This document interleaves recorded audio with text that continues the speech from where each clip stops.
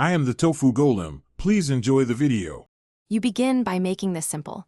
Confirm your primary account has an active payment method and the latest OS updates. Next, decide which purchases, subscriptions, and storage plan you want to share and why. This prevents surprises later. Open family sharing settings and create the group now.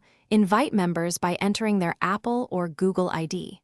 Once done, accept invitations on each device, and make sure permissions and purchase sharing toggles match what you decided to share. Now you configure details so sharing works smoothly. Open the organizer controls and enable purchase sharing, then toggle each subscription or app you want included. This is where you control who sees what.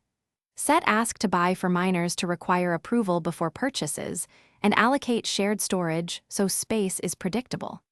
Once those settings are set, double-check payment, fallback options, and family member roles so billing and permissions behave exactly as you expect. Finish by verifying each member can download shared apps and access subscriptions. Test with a small free item. If something fails, first sign the user out and back in, confirm the Apple/Google ID matches the invite, and restart the device.